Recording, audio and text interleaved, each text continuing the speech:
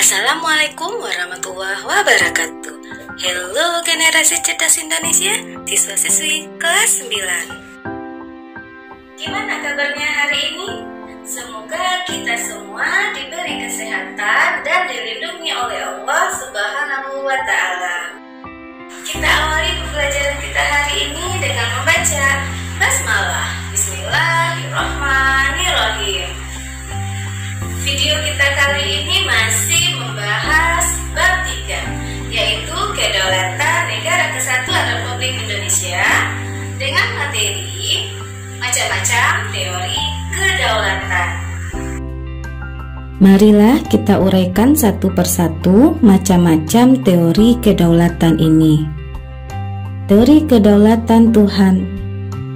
Teori ini mengajarkan bahwa negara dan pemerintah mendapat kekuasaan tertinggi dari Tuhan. Kehendak Tuhan menjelma ke dalam diri raja atau penguasa. Oleh karena itu, mereka disebut sebagai utusan Tuhan atau dewa. Menurut teori kedaulatan Tuhan, segala peraturan yang dijalankan oleh penguasa bersumber dari Tuhan. Oleh karena itu, rakyat harus patuh dan tunduk kepada perintah penguasa.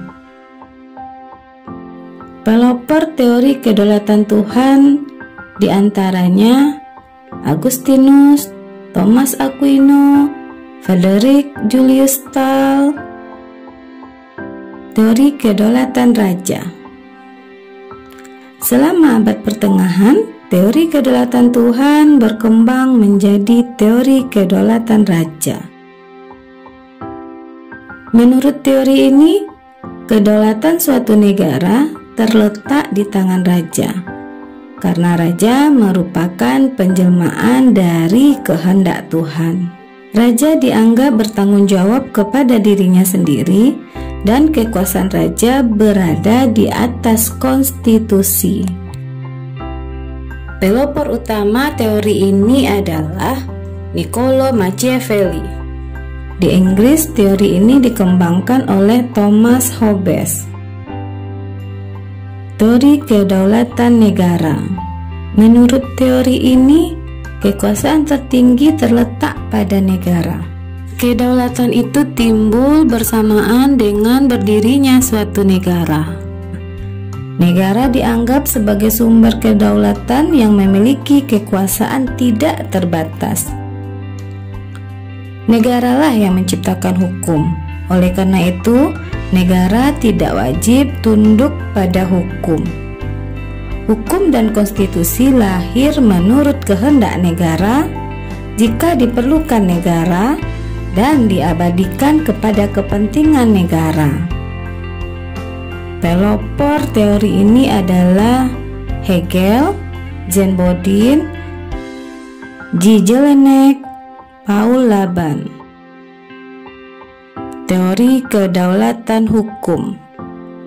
Menurut teori ini, kekuasaan tertinggi dalam suatu negara terletak pada hukum. Dalam hal ini, kekuasaan negara harus bersumber pada hukum, atau kekuasaan pemerintah berasal dari hukum yang berlaku. Berdasarkan teori kedaulatan hukum ini, suatu negara diharapkan menjadi negara hukum. Artinya, semua tindakan penyelenggara dan rakyat harus berdasarkan hukum yang berlaku. Pelopor teori kedaulatan hukum diantaranya Hugo de Groot, Hugo de Krabi, Immanuel Kant, dan Leon Duguid. Teori kedaulatan rakyat atau yang biasa disebut dengan teori demokrasi. Menurut teori ini, kedaulatan tertinggi dalam suatu negara berada di tangan rakyat. Rakyat memberikan kekuasaan kepada penguasa yang dipilih oleh rakyat untuk menjalankan pemerintahan. Ciri dari teori kedaulatan rakyat adalah kedaulatan tertinggi berada di tangan rakyat dan konstitusi harus menjamin hak asasi manusia.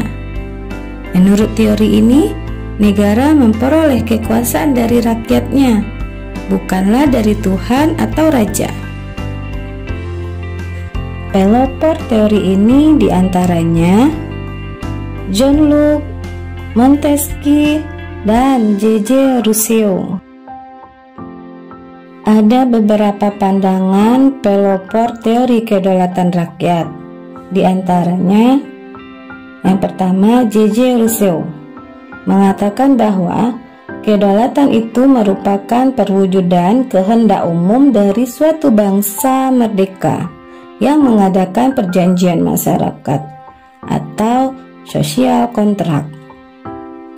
Yang kedua, Johannes Althusius mengatakan bahwa setiap susunan pergaulan hidup manusia terjadi dari perjanjian masyarakat yang tunduk kepada kekuasaan, dan pemegang kekuasaan itu dipilih oleh rakyat. Yang ketiga ada John Locke mengatakan bahwa kekuasaan negara berasal dari rakyat, bukanlah dari raja. Yang keempat ada Montesquieu, seorang ahli dari Prancis, mengatakan bahwa agar kekuasaan dalam satu negara tidak berpusat pada seseorang, kekuasaan dalam satu negara dibagi ke dalam 3 kekuasaan yang terpisah. Pembagian kekuasaan dalam negara menurut Montesquieu diantaranya: yang pertama, kekuasaan legislatif, yaitu kekuasaan untuk menciptakan undang-undang atau peraturan.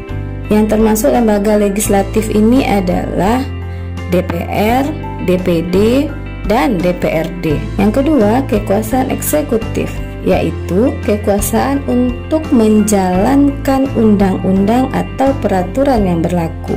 Yang termasuk kekuasaan eksekutif ini adalah presiden dan wakil presiden. Yang ketiga ada kekuasaan yudikatif, yaitu kekuasaan untuk menegakkan atau mengawasi jalannya peraturan atau undang-undang. Yang termasuk ke dalam kekuasaan yudikatif adalah lembaga Mahkamah Agung, Mahkamah Konstitusi, dan Komisi Yudisial. Baiklah Ananda, selesai sudah pembelajaran kita pada hari ini. Semoga apa yang sudah kita pelajari dapat bermanfaat dan bisa kita terapkan dalam kehidupan kita sehari-hari. Tetap semangat dan lakukanlah hal-hal yang positif. Dan kita akhiri pembelajaran hari ini dengan mengucapkan hamdalah. Terima kasih.